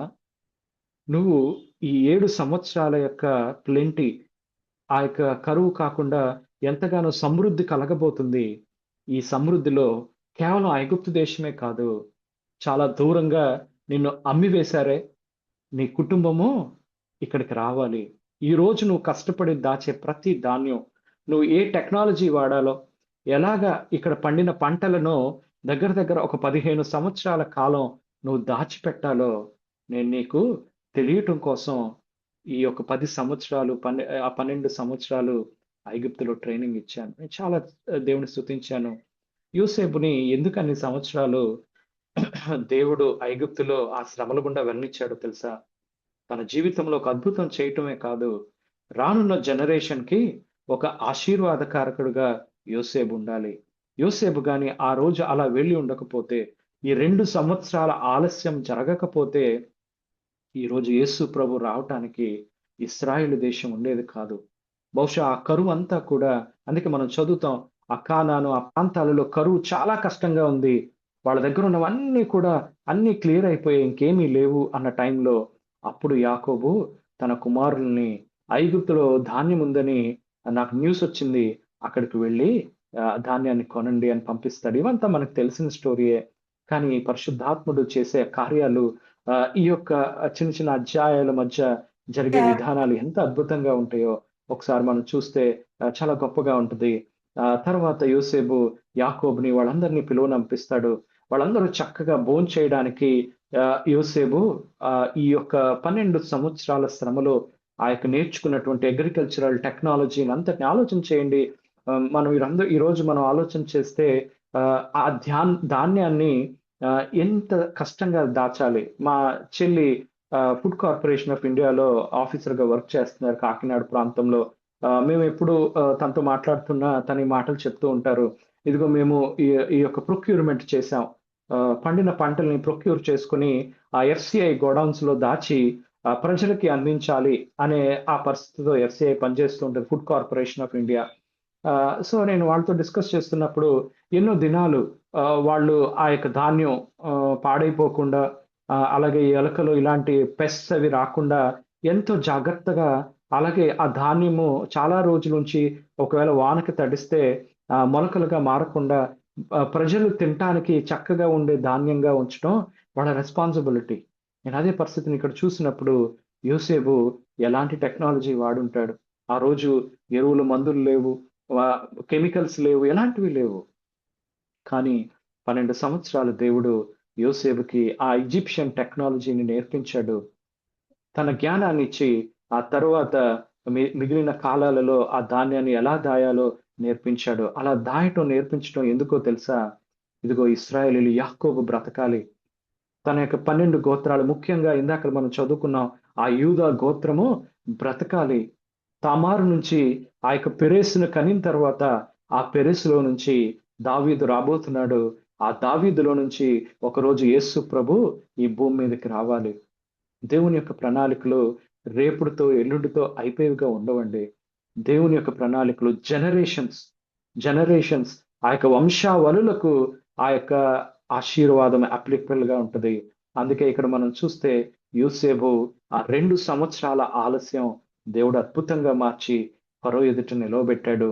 ఆ 2 సంవత్సరాల తర్వాత జరిగిన అద్భుతాన్ని ఆ యొక్క ఇశ్రాయేలీలందరికీ కూడా ఒక ఆశీర్వాదకరంగా, అది వాళ్ళకే కాదు, నేను అంటాను ఈరోజు ఈ వాక్యం వింటున్న మీకు నాకు క్రైస్తవులుగా ఉన్న మనందరికీ కూడా ఆ రోజు యోసేపుకు కలిగిన ఆలస్యం ఒక ఆశీర్వాదమే. యేసు ప్రభు ఈ లోకానికి వచ్చి ఉండకపోతే ఈరోజు నీకు నాకు విడుదల ఉండేది కాదు. యేసు ప్రభు ఈ లోకంలోనికి వచ్చి తన ప్రాణాన్ని తన రక్తాన్ని చిందించకపోతే పాపంలోనే కొట్టుకొని పోతూ మనందరం నరక పాత్రులుగా ఉండేవారం. కానీ ఈరోజు నీ పాపానికి నా పాపానికి ఆయన శిలువలో వెల చెల్లించాడు కాబట్టే ఈరోజు ఎంతో చక్కగా మనం అంటాం కదా, అబ్బా తండ్రి అని మొర్ర పెడుతున్నాం. ఆ దత్తపుత్రాత్మని మనకిచ్చాడు. ఎందరు దేవుని ఆత్మను కలిగి ఉంటారు వాళ్ళందరూ దేవుని కుమారులు కుమార్తెలు అనబడుదురు అని రోమా పత్రికలో ఉంటుంది. ఆయన ఆత్మతో నడిపించడానికి దేవుడు ఆయన ప్రణాళిక చేసుకోవడానికి ఆది కాండంలో మనం చదువుతున్న యోసేపును నిలవబెట్టుకున్నాడు. ఈ మాటలన్నీ దేవుడు బయలుపరిచినప్పుడు ఆ 5 కాండాల గురించి ఇంక అప్పటి నుంచి నేను దేవుని ప్రశ్నించడం మానేశాను. మీరు చదవండి, చాలా ఓపెన్ మైండ్ తో, ఎందుకు ప్రభువా ఈ మాటలు నువ్వు రాయించావు, ఎందుకు ప్రభువా ఇంత కష్టం, ఎందుకు ప్రభువా ఇలాంటి పరిస్థితి, ఇలాంటి విషయాలు అని మీ ఒంటరితనంలో నిజమే సేవకుల ద్వారా మనతో మాట్లాడతాడు. మనం చూస్తున్నటువంటి విధానాలు, అలాగే థియోలాజికల్ గా కూడా స్టడీస్ చేయటం ఇవేమీ తప్పు కాదు. కానీ నిజంగా ఈ వాక్యమును దేవుడు పరిశుద్ధాత్ముడు ఇది మనుష్యుని ఇచ్చ వలన పుట్టలేదు వాక్యము అని మనం చదువుతాం. మనుషులు ఏదో నచ్చి వాళ్ళకి నచ్చినట్టుగా ఇది రాసేసిన మాటలు కాదు. ప్రతి మాట వెనుక ఇదంతా కూడా చాలా సంవత్సరాల తరువాత మోషే ద్వారా దేవుడు రాయిస్తాడు. రాయించినప్పుడు ఈ మాటలు నేను చదివినప్పుడు పరిశుద్ధాత్ముడు ఇదంతా నాకు ఎక్స్ప్లెయిన్ చేసినప్పుడు దేవుని ఎంతగానో స్తుతించాను. నేను యోగ్యుని కాను ప్రభువా, నేనేదో హర్ట్ అయిపోయాను యోసేపును చూసి. అయ్యో ఏంటి, ప్రార్థన చేస్తే నువ్వు ఆన్సర్ ఇవ్వవా, ఇంత ఆలస్యం అయితే ఎలాగా, నువ్వు ప్రార్థనకు జవాబిచ్చే దేవుడు కదా అని నేను నీ మీద ఇలా మాట్లాడాను. నీ ప్రణాళిక ఇంత గొప్పదా, అనేకమైన జనరేషన్స్ ని నువ్వు కాపాడటానికి యోసేపుని ఈ విధంగా నువ్వు నడిపించావా. చూడండి లాస్ట్లో వాళ్ళ అన్నలందరూ వస్తారు. భలే ఉంటది. దేవుడు తన సేవకులైన వారిని ఎలా నిలబెడతాడంటే, నేను నా జీవితంలో కూడా చూశాను. చాలా మందిని మా ఇంట్లో మా బంధువులు, మిత్రులను చూసేవాడిని. నేను ఈ ఎగ్జామ్‌కి ఈ యొక్క ఆఫీసర్‌గా సెలెక్ట్ అయినప్పుడు బయటకి అందరూ కంగ్రాచ్యులేట్ చేసేవారు గానీ, వాళ్ళ హృదయాల్లో ఎంతగానో అసూయ ఉండేది. నేను చూసేవాడిని. వీళ్ళు ఈ రోజు నుంచి ఆఫీసర్ అయితే ఇంకా మన మాట వినరు. మొహం మీద కొంతమంది సంఘాల్లో కూడా అనేవారు. నాకు ఆ టైంలో నాకు ఎలా రియాక్ట్ అవ్వాలో కూడా అర్థమయ్యేది కాదు. ఆహా! అయితే ఈ రోజు నుంచి నువ్వు ఆఫీసర్ అయిపోయావా? అయితే మీ దగ్గరికి మేము రావాలన్నమాట. నాకు ఎందుకీ మాటలు అంటున్నారు అర్థమయ్యేది కాదు. ఎందుకంటే వాళ్ళలో ఉన్న అసూయ బయట పెట్టేసేవారు. నేను దేవుని దగ్గర కూడా అయ్యో ప్రభువా! నేను నీ యొక్క నడిపింపును బట్టి ఈ స్థితికొచ్చాను.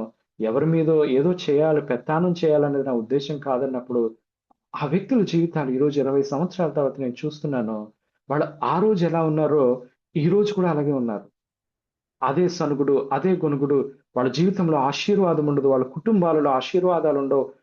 వాళ్ళు ఎప్పుడూ కూడా ఆర్గ్యుమెంటేటివ్‌గా వాళ్ళ జీవితాల్లో పరిశుద్ధాత్మని యొక్క నెమ్మది, దీవెన, ప్రసన్నత, మనుషులతో వాళ్ళకున్న రిలేషన్‌షిప్స్‌ని చూస్తే ఎంతో డిస్టర్బ్డ్‌గా ఉంటది. నేను ఈ వైజాగ్ వచ్చినప్పుడు అనేక మందిని దర్శించి వాళ్ళ పరిస్థితిని నేనందరూ చూసినప్పుడు దేవుడండి ఇదిగో చూసావా? నువ్వు నా మార్గాల్లో నడవటానికి కష్టమైన, శ్రమైన, ఇబ్బందైనా నువ్వు ఎంచుకున్నావు. కాబట్టి ఈరోజు నీ జీవితంలో ఈ నెమ్మది ఇది ఉంది. ఇదిగో వాళ్ళ జీవితంలో నేను వాళ్ళకి వాక్యాన్ని ఇచ్చాను. వాళ్ళకి సమయాన్ని ఇచ్చాను. కానీ వాళ్ళు దాన్ని ఉపయోగించుకోలేకపోయారని చెప్పినప్పుడు నేను దేవుని స్తుతిస్తూ వాళ్ళ మార్పు కొరకు ప్రార్థిస్తూ ఇదిగో ప్రభువా నువ్వు ఈ యొక్క ప్రాంతంలో ఏ పనైతే చేయమని పంపించావో ఆ పనిని నమ్మకంగా చేస్తానని మరొకసారి దేవుని దగ్గర నేను సమర్పించుకున్నాను. ఈ ఉదయ కాలంన మీ జీవితాల్లో మీరు చేస్తున్న ప్రార్థన ఆలస్యంగా ఉండి ఇంకా జవాబు రాలేదా? లేదంటే నేను అనుకున్నట్టుగా ఏమీ జరగట్లేదు ప్రభువా! ఎందుకు ఈ కష్టాలు నాకు? నా పిల్లలు నా మాటలు వినట్లేదు. భార్యాభర్తల మధ్య సంబంధాలు సరిగ్గా ఉండటం లేదు. ఎవరికీ చెప్పుకోలేనటువంటి హెల్త్ ప్రాబ్లమ్స్ ఉన్నాయి. బయటికి పంచుకోలేనటువంటి ఫైనాన్షియల్ ప్రాబ్లమ్స్ ఉన్నాయి. ఎవరు దీనికి ఆన్సర్ ఇస్తారు? ఎప్పుడు నాకు జవాబు దొరుకుతదని ఈ ఉదయ కాలమున నువ్వు చింతపడుతున్నావా? ఇదిగో యోసేపుకు సహాయముగా అంటున్నాడు. యోసేపుకు తోడుగా ఉన్నటువంటి దేవుడు ఈరోజు నీకు కూడా తోడుగా ఉన్నాడు. ఈ ఉదయ కాలంలో ఈ మాటలే నేను మీ హృదయాల్లో ముద్రించాలని పరిశుద్ధాత్మను అడుగుతున్నాను. ఎందుకంటే ఎంతో హ్యాపీగా లైఫ్ ఉన్నప్పుడు కాదండి.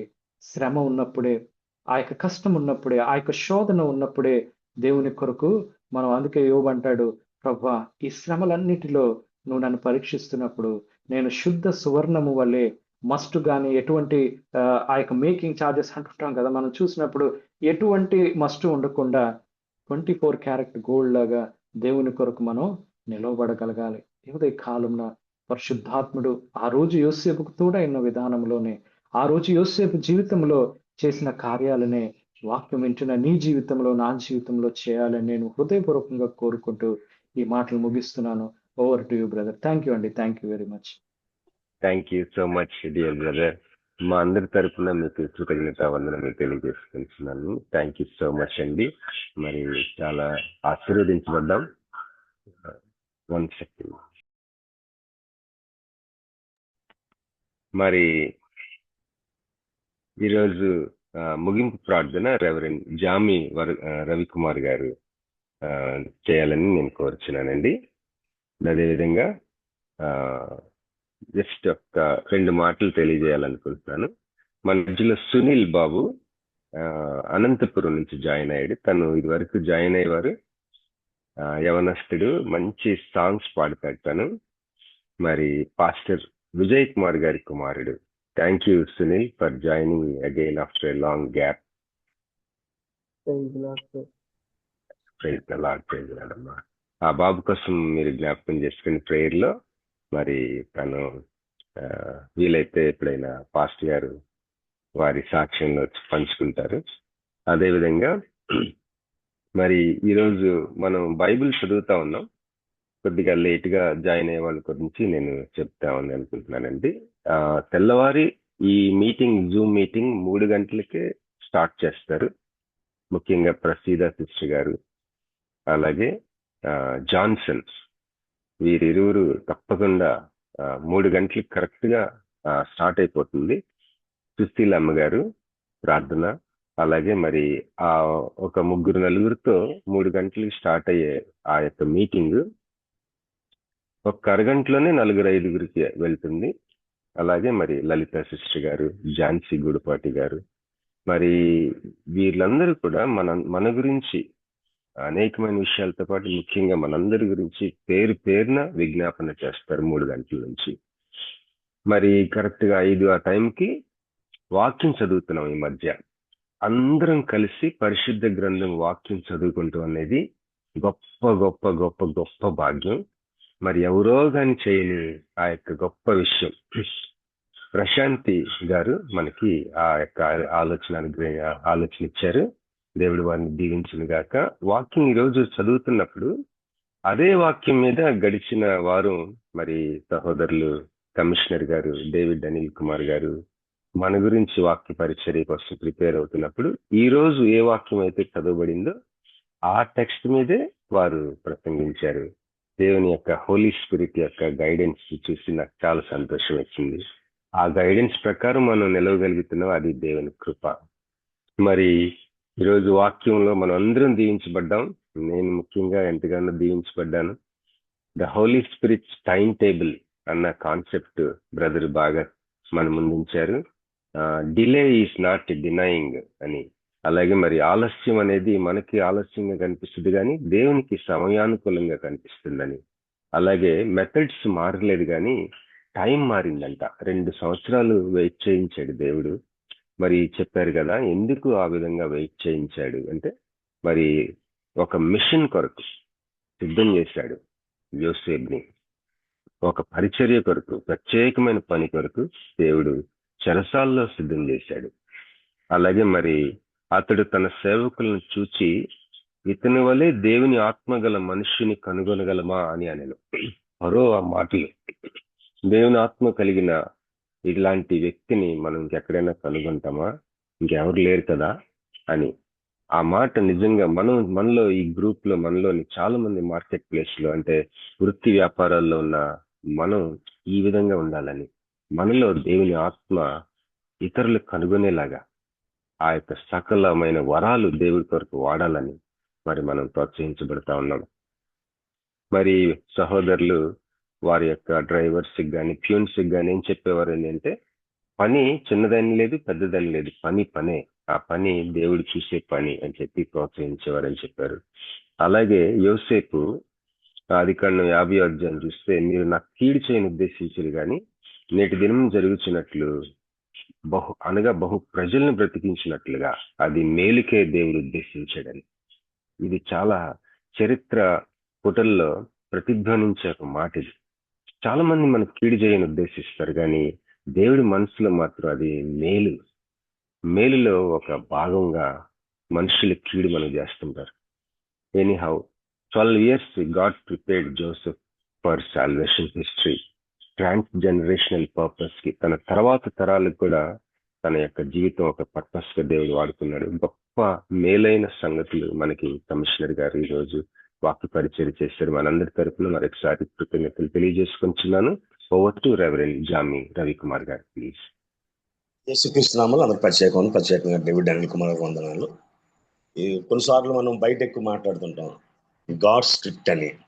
సో విధంగా చూసినట్లయితే ఏ దినాన ఏం జరగాలో భూత భవిష్యత్ వర్తమాన కాలాలు ఎరిగిన దేవుడు ఆయన. మన ఆలోచన మనకి గతం తెలుసు, కొంతవరకు వర్తమానాన్ని ఊహించగలం, కానీ భవిష్యత్తు ఏంటో మనకు తెలియదు. సో ఒకవేళ యోసేపు యొక్క జీవితాన్ని పరిశీలన చేసినట్లయితే దేవుడు యోసేపుని ఏం చేయాలో దేవునికి చాలా స్పష్టంగా తెలిసి ఆయన్ని. అంతేకాకుండా మనం ఇందులో చూసినట్లయితే ఈ connected the life of Joseph to Jesus. అంటే ఇజ్రాయేలు అయిన యాకోబు ఐగుప్తు దేశానికి రావడం, అదేవిధంగా ఆ 12 మంది సంతానం పోషించబడడం, ఆ వంశాల విధంగా విస్తరించబడి ఓ దినాన వంశంలో యేసుక్రీస్తు పుట్టడానికి సరిపోయే ఆహారాన్ని దేవుడు ఏర్పాటు చేసినట్టుగా వాక్యం మనకి సెలవిస్తుంది.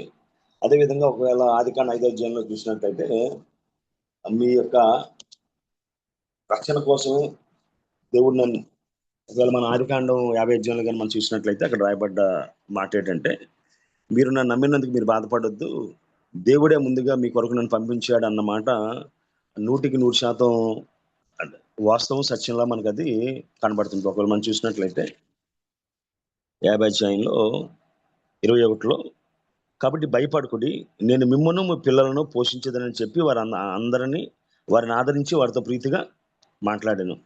20 వచనంలో అంటాడు ఆయన, మీరు నాకు కీడు చేయని ఉద్దేశించితే గాని నేటి దినము జరుగునట్లుగా, అనగా బహు ప్రజలు బతికినట్లుగా అది మేలుకే దేవుడు ఉద్దేశించినట్లుగా యోసేపు కూడా దేవుని యొక్క ఉద్దేశాన్ని గ్రహించినట్టుగా వాక్యం మనకి సెలవిస్తుంది.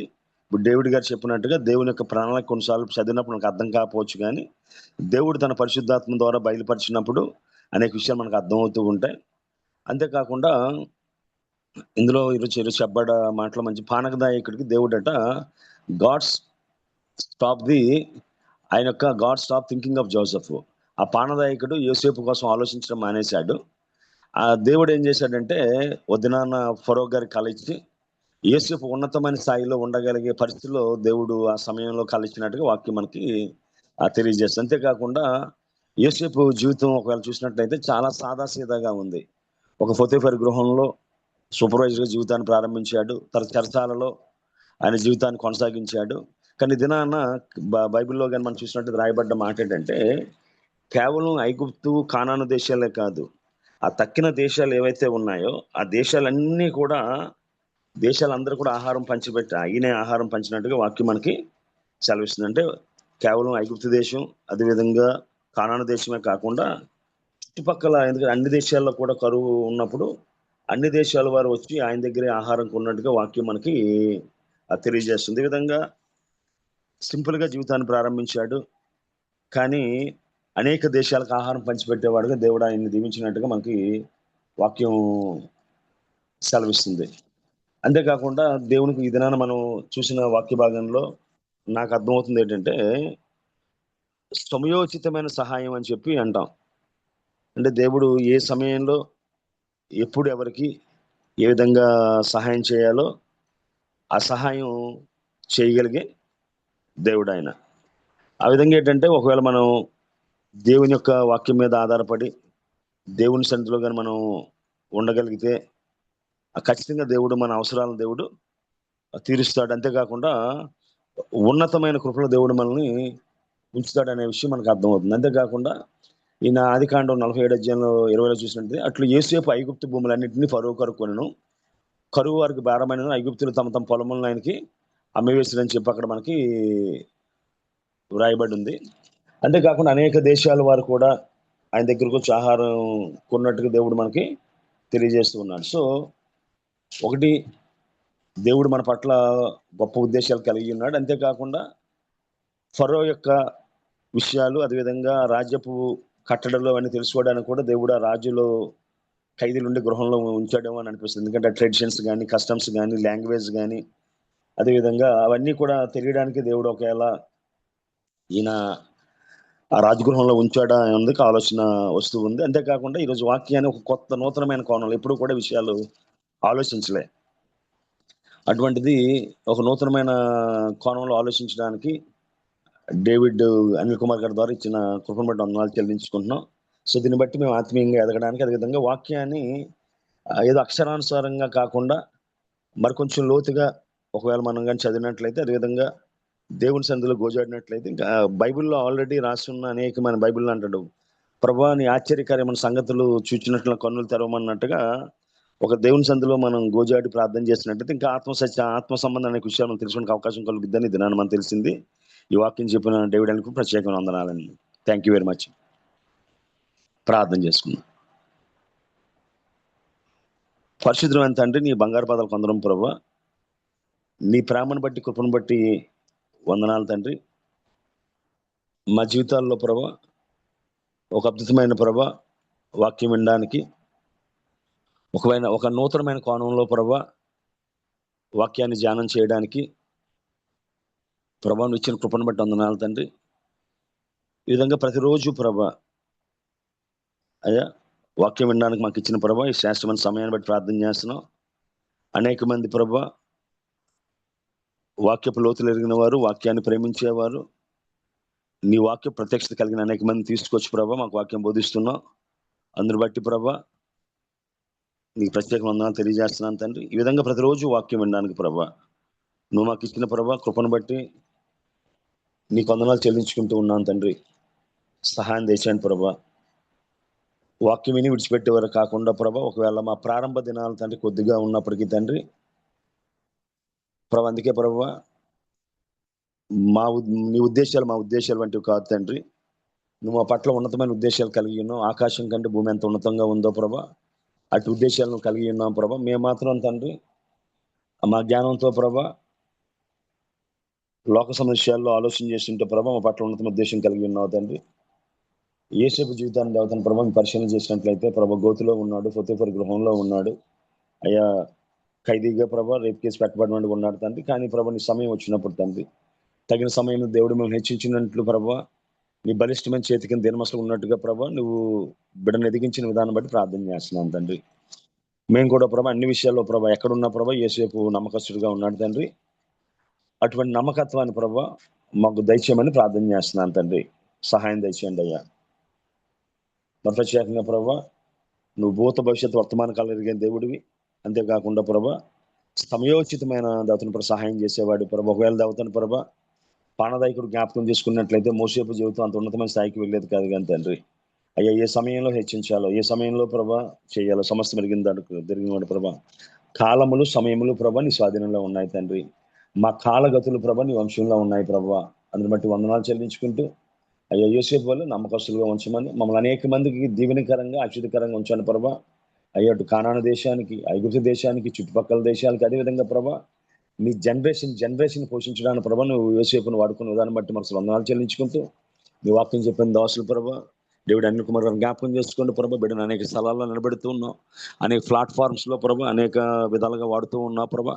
అయ్యా తండ్రి తన వాక్యం ద్వారా ప్రత్యేకంగా తన వ్యక్తిత్వం ద్వారా తన సాక్ష్యం ద్వారా ప్రభా అనేక మంది దీవెనకరంగా ఉంటుండగా బిడ్డను దీవించమని ఆశీర్వదించమని ఇంకా అనేకమైన ప్రభా స్థలాల్లో అనేకమైన ఉన్నతమైన దేవతన ప్రభా ప్లాట్ఫామ్స్ మీద నీ బిడ్డ బహుగా వాడుకోమని మాకు ఇచ్చిన వాక్యాన్ని బట్టి మన వందనాలు చెల్లించుకుంటూ దీన్ని ఏర్పాటు చేసిన బాబు రత్నాకర్ గారిని వారి కుటుంబాలను టీం దీవించండి. సహకరిస్తున్న దేవతన ప్రభా జాన్సన్ గారిని, అదేవిధంగా తండ్రి ప్రభా ప్రసిద్ధ సిస్టర్ని, ఝాన్సీ సిస్టర్ని, అదేవిధంగా దేవతన ప్రభా తేజ అప్రెంటిస్ గారిని, అదేవిధంగా ప్రభా తండ్రి అనేక మంది బిడ్డల ప్రభావం సహకరిస్తున్నారని వారందరినీ పేరు పెట్టి దీవించి ఆశీర్వదించండి.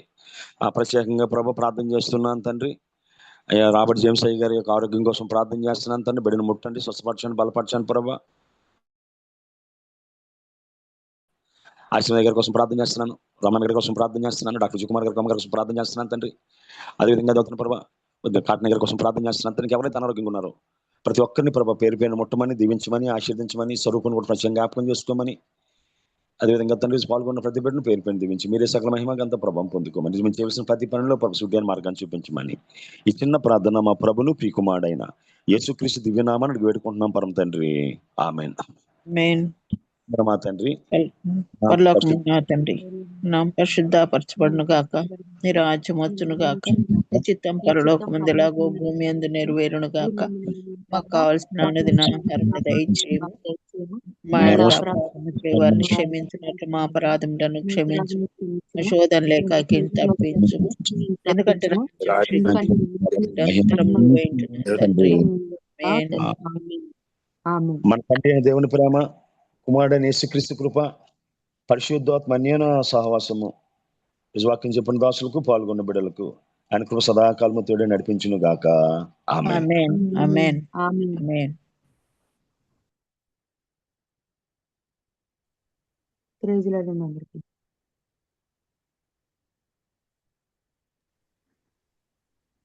థ్యాంక్ యూ సో మచ్ అయ్య గారు. ప్రార్థన రెవరెండ్ జామర కుమారయ్య గారికి చేరొచ్చిన అందరికీ ప్రత్యేక వందనాలు. మరొకసారి డేవిడ్ అయ్య గారికి సహవాసులకు ప్రత్యేక వందనాలు తెలియజేస్తున్నాము. రేపటి దినం తిరిగి కలుసుకుందామండి. అందరికీ వందనాలు. Have wonderful day. Praise lord అందరికీ. Praise lord.